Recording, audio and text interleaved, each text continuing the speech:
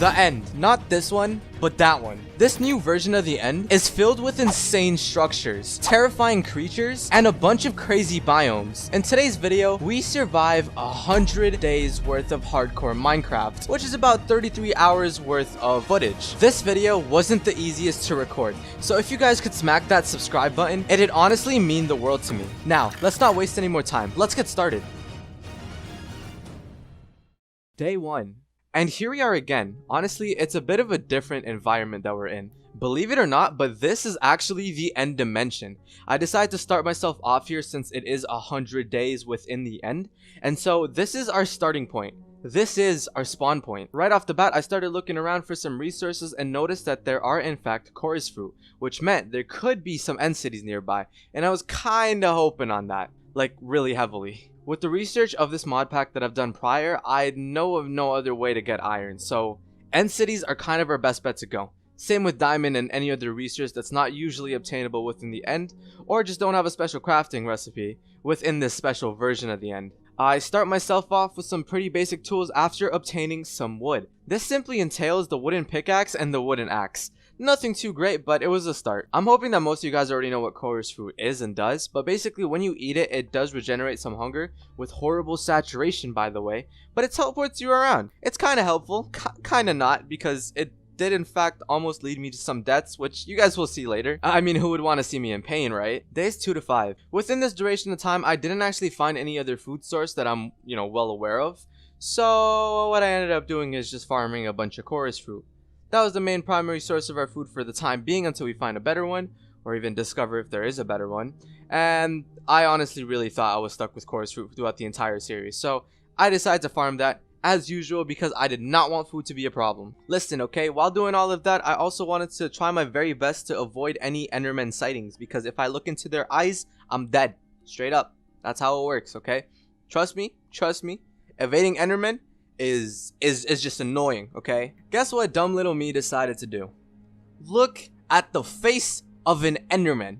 Where was I? I was stuck in my initial mine when trying to mine endstone in the very beginning.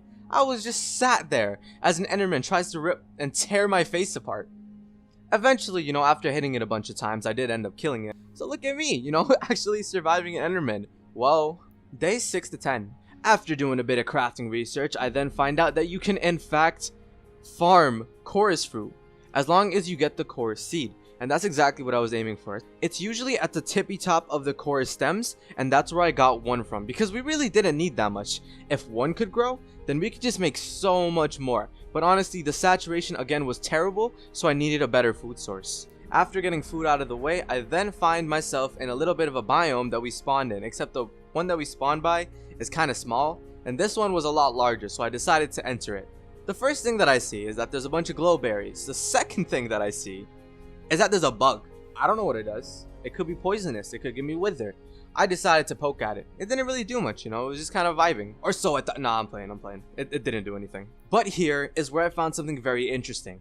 And also something very crucial for later in the game. They're called blossom berries. And here's why they're important. Because not only do I get a blossom berry after breaking one of these, they also give me blossom berry seeds. You want to know why that's important? Because all of the time that we just spent getting all those chorus fruits was just wasted. Why do I even bother? Okay, whatever. We weren't going to let that get in our way anyways. So we decided to get not too many of these, just some of these, just in case we do end up finding a better food source beyond this. And I didn't want to make the same mistake with wasting a bunch of time collecting stuff that's easily replaceable. So I wasn't going to make that same mistake twice. Or so I thought. Did I mention I made a buttload of pickaxes? Because I knew I was going to go mining for a bit, but I didn't know how long. So I just decided to make a whole bunch. I guess, always stay prepared, maybe? A lot of this time was also used up looking around, because honestly, this mod was really cool. This biome in general had so much in it, and I really just wanted to explore. Seeing if I can find some maybe special berries that I can then farm. Something like that, something around those lines, and so I decided to look around a bunch. Spoiler alert, I didn't get anything new besides this very interesting looking wood. I want to get 64 of this because I knew that I was going to spend a lot of time exploring the different biomes in this, and so that's why I decided to stockpile on them. Days 11 to 15. Mindset wise, nothing really changed. After getting everything I needed, I then started charging through the biome. This biome actually lasted quite a while. It was not easy to traverse through, not at all, but eventually we managed to find the way out. It's what we were introduced to after this biome, which is this nice, lovely shade of dark green within the end. Honestly, this place looked amazing. A bunch of glowing flowers, and it wasn't a huge jumbled mess of pink. In my personal opinion, I've preferred this biome over the pink one. And obviously, as with any new resource within this, I decided to get a stack of wood from there too, because I knew that there were going to be multicolored wood, and I wanted each and every type. Shortly afterwards, I then got attacked by a bunch of the locals, which are these small little blue slime creatures. Now let me tell you, these guys are the most obnoxious things because they fight like slimes, but they hit like they're Ravengers. Okay, so whose bright idea was this one? Come on now. I think the only upside to it all is the fact that they had the health of slime too, so they were easily killable. But if that thing smacked you more than 2 or 3 times, you're gone. While all that was going on, I also noticed that there were a bit of ruins that were next to this biome. I decided to go over there and take a look. I was actually really confused as to what I was looking at. It looked like some sort of a portal frame. I didn't know how to activate it, and it might have been something that's either for a future update or something later on in the game, and I was kind of excited to use it. I couldn't do much with it, so I just saved the coordinates and moved on. One of my favorite parts about this biome that we're currently going through are these little lakes with lily pads and lilacs in them. They're honestly one of the most prettiest things I've seen in this mod pack so far. Days 16 to 20. After furthering a little bit more of my exploration, I found a very nice in-between between 2 lakes. There was this little bit of land and I wanted to make a treehouse. I didn't want to really make one on land because there was always the fear that slimes could spawn in the house. I didn't really want that because slimes were terrifying, especially in this modded end, and so I decided to make a treehouse. Now hear me out, I didn't have any natural wood. That's also another reason as to why I'm getting stacks of wood, of each type really, so I can then pick the colors that I want for the perfect house in the modded end.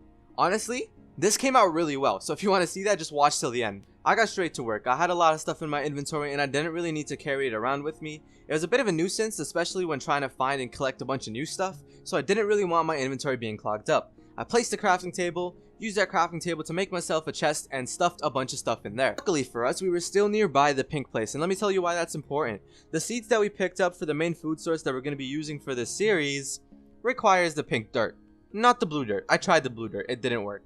So we're going to need a bunch of the pink dirt. We also didn't have silk touch, so we didn't have the enchantment that we needed to actually pick up this dirt.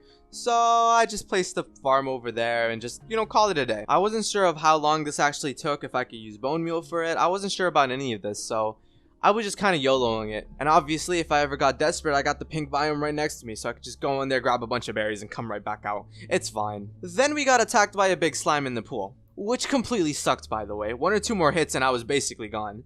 I also ended up finding a bit of an ore. One of the only ores that I could find so far within the new end. What the ore dropped was this thing called an ender shard, which is used for crafting recipes further on. I utilized the wood that I've already collected to make a bunch of blocks. Here's why. I decided to go out on an exploration journey. This mod pack was dedicated onto finding and exploring new biomes that are set for us within the end dimension. And that's exactly what I was going to do. I was going to get every resource that I possibly could, and also every type of wood, because again, at the end of the day, I do want to make a nice looking house in this dimension, and this is the only way to do so. Days 21 to 25, and so we began Bed Wars bridging in the end. No, I don't god bridge, okay, so don't ask me in the comments. We made it to the other side just to find another one of the lakes that we currently live in. We also a bunch of jellyfish roaming around and some fish in there as well. Throughout this experience, I also decided to collect a bunch of resources, cause why the heck not? I needed them, the world had plenty of them, so might as well take it. After traversing this pretty elongated island, we then also discovered this thing that started glowing like it was some shiny crystals. I saw it in the distance and I couldn't hold back. I needed to check out what it was. So we bridged there, decided to mine a bit of it, and then found out that it actually gave us this thing called crystals, which was used to make a crystal set of armor. Yeah, it's the godlike armor on the thumbnail. Come on now, we had to get a bunch of this stuff, and that's exactly what I did. These biomes honestly really intrigued me, so I wanted to find more. I looked around for a bit and really didn't find much, but eventually I looked at one of the sides of the islands and I noticed that there's this big gigantic mushroom. And so what do you think that we did? I'll give you like half a second to guess. We bridged to it, duh, as soon as possible. I sprinted over there and found out that there were a bunch of fluorescent things over there. From the lights on the ground to the bottoms of the mushrooms. If I found one of those things IRL and like it looked like that, I probably would have got electrocuted or something. And obviously your boy got a stack of wood from here as well. But more importantly, we also found out that the things that the mushrooms are made out of are legitimate blocks, but they break like there's no tomorrow. They break just as fast as slime blocks, but was really good in terms of what we were doing, which was bridging, and we needed a lot of this. I also decided to pick up some of the lights. They were really pretty and I wanted to use them for my base if I can figure out a way to, but besides that, there really wasn't much else on this biome that was different from the other ones. I went back to my base, put a bunch of the stuff in the chest because my inventory was once again getting cluttered, especially with the crystals and now the blue blocks. So I wanted to clear out a bunch of stuff and just have blocks, that way I can go from one island to the next and explore the new biomes. So that's exactly what I did. Days 26 to 35. We're jumping the gun a little here because exploration is primarily what I did during this duration of time. The time that I lost coming back, we also used up to get back to the original position we were at, so then we can further explore in that direction. I had a good feeling we were going to find really good things in that direction, and I was right. When I say that the mushroom biome did not end, I mean that the mushroom biome did not end. It just kept going on and on and on, but eventually we found the next biome. The next biome was a little bit of a strange one. There were these strange spiral looking structures that pointed upwards, and it looked a little bit like a wasteland. The atmosphere around this area was a lot darker. Despite all of that, once I got a little closer, I then came to the realization that the place is based off of the color orange. I saw some things that looked kind of like berries that were attached to the trees. Upon breaking it, I then realized that we couldn't pick up any of what we hit. Probably needed shears for that, so kind of a bummer. And going through this biome took just as long, so I'm not going to show all of that. But on the way out, I did in fact anger a couple endermans. Not the brightest of my ideas, but I created a little bit of a shelter so I can off them pretty easily. Did I mention that I made the mistake of packing chorus fruit? That was kind of my bad. I didn't realize that I can just go back into the pink biome and get a bunch of berries. Although I should have. I really should have. After that, the biome really didn't end. It just kept continuing. But on the bright side, we did end up finding another one of these ruins. What I tried this time around was mining some of the materials there, such as what the portal frame is made out of and the little podiums on the sides. But nothing really worked, so I decided to move on. In the background of this all, I also discovered the next biome that we're going to be exploring. But that's honestly not the important part. It's the thing that we found in between the biome we're at right now and the biome that we were trying to get to. We ended up finding one of the end ships. Yep, down by the ground, not even floating. Straight off the bat, I noticed that the dragon head was still there, so I took it. It's mine now. Upon further inspecting the end ship that we were at, it appeared that it kind of crashed, which wasn't very optimal, and I looked for the elytra and I couldn't find it. I'm not sure if it's hidden somewhere or like I'm supposed to look in a very specific location other than the normal one, but at the normal spot where it's supposed to be on an item frame, it was non-existent, so I was a little concerned. Despite the bit of an L we just took, the chests were entirely full, so I decided to loot them. We got a bunch of iron, we got some diamond stuff, not too much though, obviously. Still a win, because again, you can't get gold, you can't get iron, and neither can you get diamond in this dimension. So these were really big blessings in terms of progress. Ain't no complaining from me. Days 36 to 45. We, strolled a little bit and then noticed that we were actually greeted by a little something that I like to call the floating ice spikes. Now you might be asking, what in the world are these things? They are clusters of ice. Yeah, literally just that. And I mean, there is snow in it. And I guess you could say it's one of the methods on getting water if you don't have any around you. Not to mention it's the end version of getting snow, so it's somewhat useful, especially if you're trying to do a survival series on this. And specific to the 100 days of progression, I didn't really see much of it, but I definitely went out of my way to, check it out and see if it had anything in stored, which in fact didn't really, besides the thing I already mentioned. I explored some more of this orange biome and tried looking for some new mobs, but I couldn't see anything different in here. So I just kept moving in one direction in hopes that I'd find a different biome. After the long period of time it took to actually cross this biome, we then come up to the next one, which is a mushroom biome. Yeah, we got one of those. You thought the fungus biomes in the nether was actually cool? Wait till you see these. These are quite literally called jelly trees. What do they grow as leaves? Jelly, what else would they grow? Not only that, but these blocks act the same way that slime blocks do. So you're able to use them to clutch up, you're able to use them as, a building fashion, and you're able to bounce on them like a trampoline. I honestly had a lot of fun with this biome. It was fun just exploring in general, finding the little fluorescent lights that's at the tippy top that's colored pink, and just looking around. Honestly, it was really fun. So despite the time limit that we actually have, it kind of slipped my mind and I stuck around there for a while. Not very optimal, not very productive, I know, but I just wanted to enjoy. I do want to mention though, I did take the time out to get myself a bunch of these wooden blocks. As usual with every single biome that I find, if it has trees, I'm gonna get the blocks from it. Because again, I want to make some fire houses here. I'm in house, not houses. After a long session of exploration, we then eventually find the very edge of this lovely biome. It will be missed. It was honestly one of the most peaceful biomes I've ever seen. It was super nice and there was a bunch of really cool sights there. In all honesty, that has to be one of my favorite biomes. Days 46 to 55. To get to the next island, or, the next biome, I had to use an ender pearl to actually get there. I threw it over, it was pretty nice and easy, and we were at a little bit of what I like to call the volcanic area. Or the area that's most likely to erupt if anything goes wrong. I didn't want to die like the dinosaurs did, so I kept my caution. After looking a little closer as to what the steam's actually coming out of, I then find out that it's a bit of a lake, or a puddle. I don't know what to call these things, honestly. They might be called geysers. I'm not sure. Are these geysers? Can you guys let me know in the comments because I have no idea. We did, however, find its very own species of fish, which was a food source. This was good for us. Not to mention, there were also jellyfish. As usual, they kind of poison you, they're kind of mean, so I ignored them. I then went to the very tippy top and decided to take a look as to where the smoke was coming from in general. I couldn't actually get down it. I thought it was one of those things in the new update where, if you hold shift, you go down. But that's just not the case. It's a one-way up, and I didn't want to bother going inside of it because there was like a 50% chance that I would have died. At least I thought that was the case. Moving on from that, we then also approach another one of these orange biomes. Right after, we then discover a little bit of what I like to call the gigantic lake. Yeah, no, it's literally a gigantic lake in the middle of nowhere.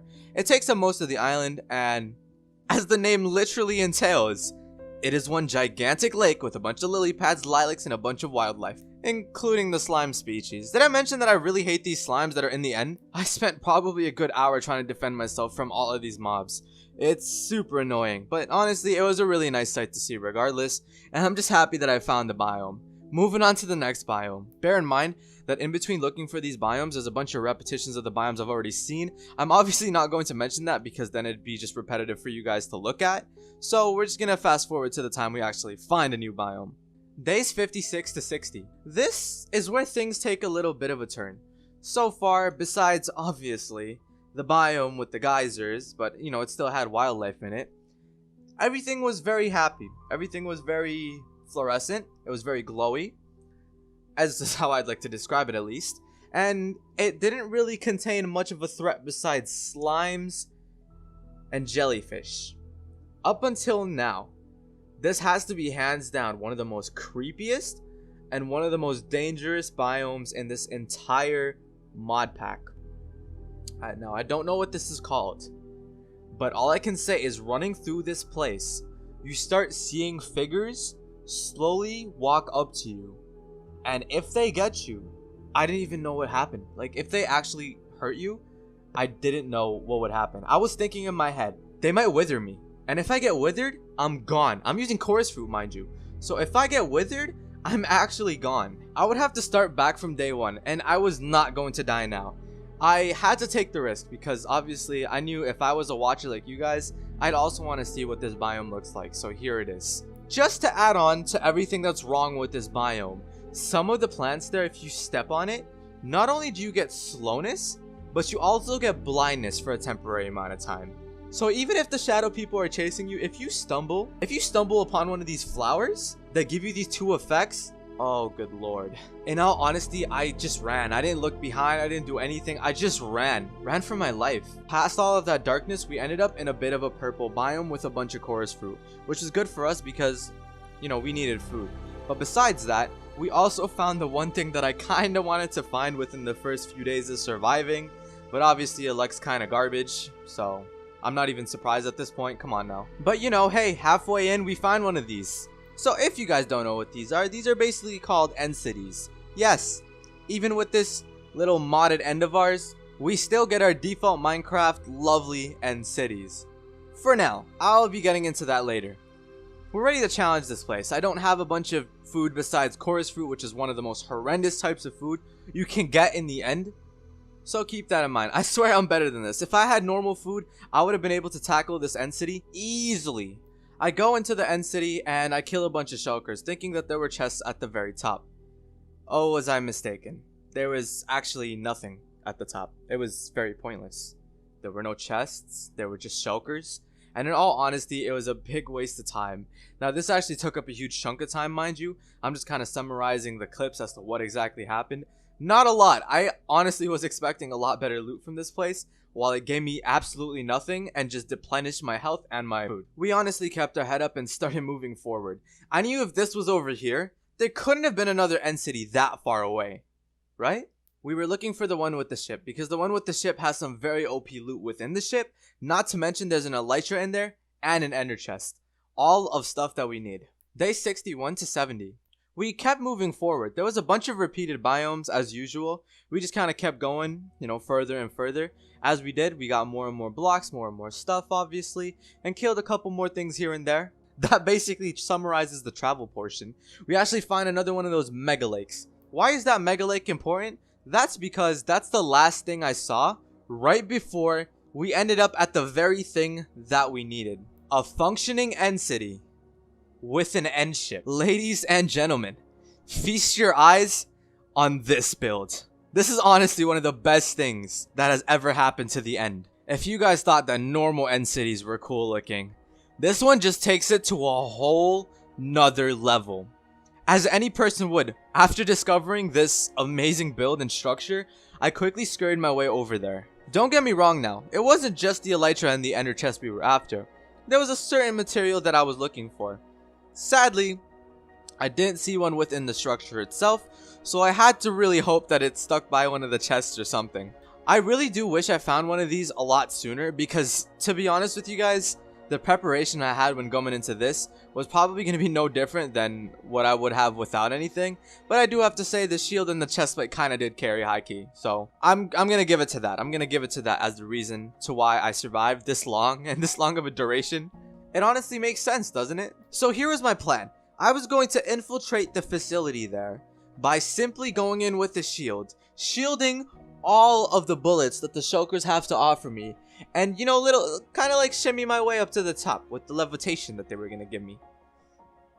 That went horribly wrong, by the way. A little bit of a spoiler alert, but that went horribly wrong. I went in there, got bombarded, almost died, so I dipped outside and started scaling the structure from the outside. After managing to get myself on top of one of the towers, I then realized that there's a bunch of shulker boxes up there, and I decided to take the shulker boxes. Using the obviously very, very large brain of mine, I get levitation. I start floating above the end city, then I ender pearl my way over to the blimp. That's the end ship, by the way. There's actually a revamped version of it, and it has a lot more wool now, so that's why I kind of call it a blimp, because it looked like one. I dug down and I wasn't really sure what I was looking at.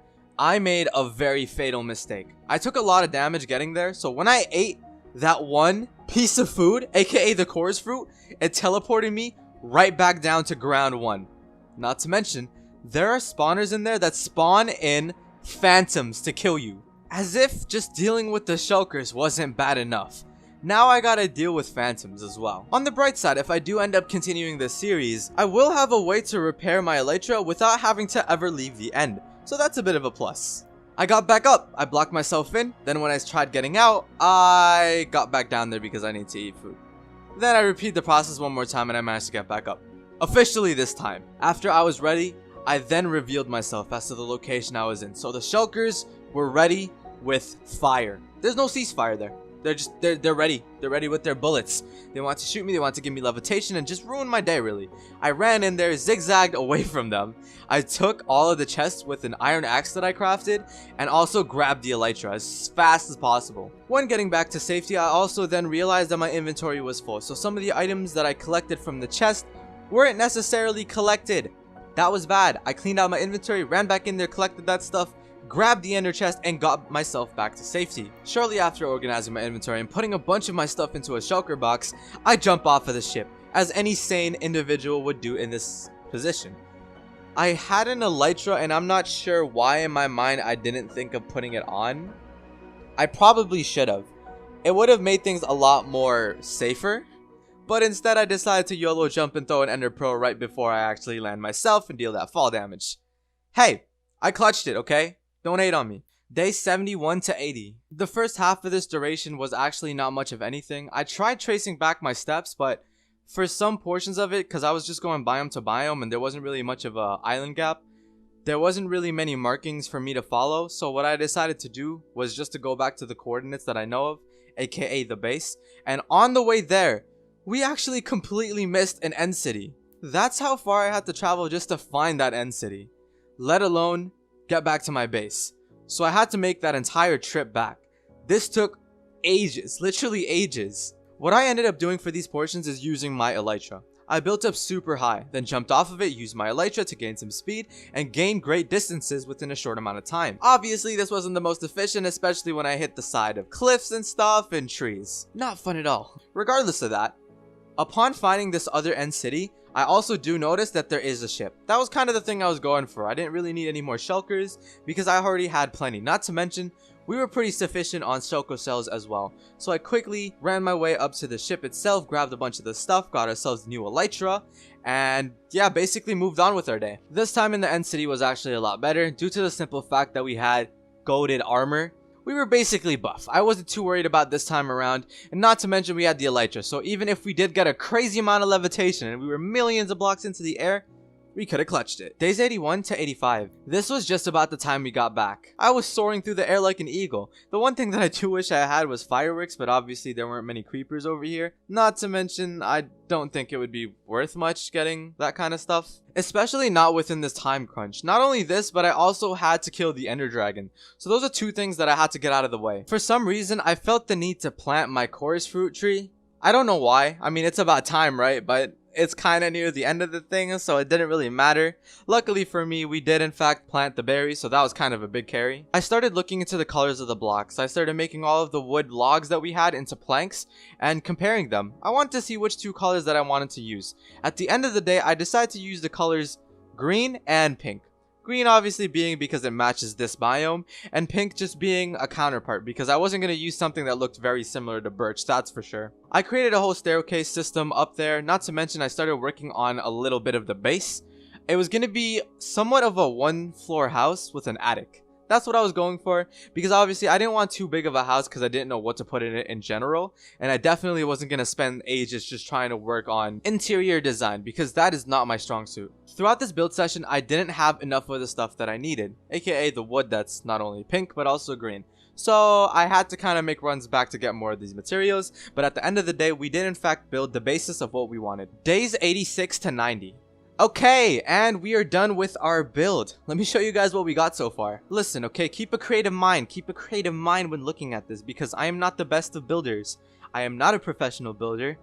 I just play Minecraft. And bam! Fancy staircase up to our lovely house. Going into the house, you know, we got a little bit of a storage facility there, a bit of a crafting table, a bit of a storage system. We're kind of goated. We're kind of goated if I do say so myself. I also decided to take some time to transfer all the items that were in the chests below up to here, so just for convenience's sake. I looked into a bit of the stuff that we needed for some of these crystallite armor and like just pickaxes and armor sets in general. I was missing one component, and that was amber. Luckily for us, amber isn't that rare, and we already know exactly where the biome is that we required it from. It's that really desolate looking orange biome. We run over there, grab as much amber as we possibly can.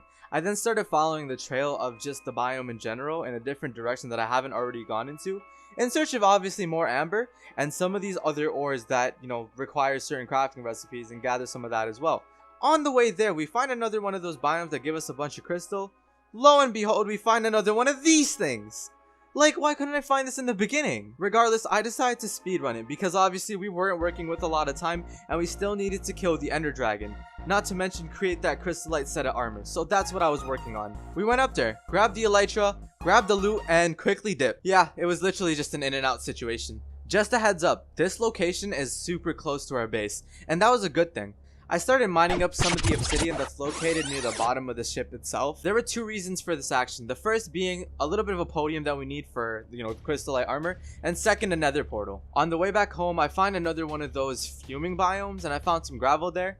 Quickly took that, got some flint, and ran back home. I had all the materials for a nether portal in case I do a days 100 to 200, so that was just in preparation for that. I also wanted to go into the nether but realized I didn't have that much time to work with. Listen, okay, we tried the nether portal. It didn't work. This was a bust. We lost a bunch of time and wasted a bunch of resources. Instead, what we decided to do was use up any of the wool that we had remaining, from the end ships, mind you, the sails. Yeah, we collected quite a few of that. We decided to make those into beds and head ourselves over to the dragon fight. I wanted to get that out of the way. Usually I'd leave that up until the very end, but it was okay. We can make the crystallite armor later. It was definitely not because I didn't know the recipes and didn't do enough research, so I wanted to do it the next day because I was lazy. Definitely not that. Got it? Cool. Glad we're on the same page. Now you might be wondering, hey, you don't have any Eye of Enders. How are you supposed to find the Ender Dragon in the first place? Well, using my big brain, I realized that, the dragon fight is usually around the coordinates of 0, 0. So what I decided to do was head over to his coordinates 0, 0.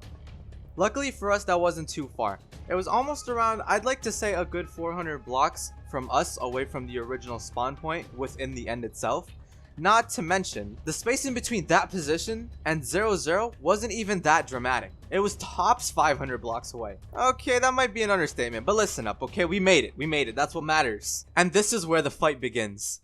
Days 91 to 95. As any Ender Dragon fight, my first goal is to take out the crystals. This was pretty simple because we had a large amount of blocks. Not really, I kinda wasted it all on the bridge. Hey. Okay, but I still had some blocks left, to be fair.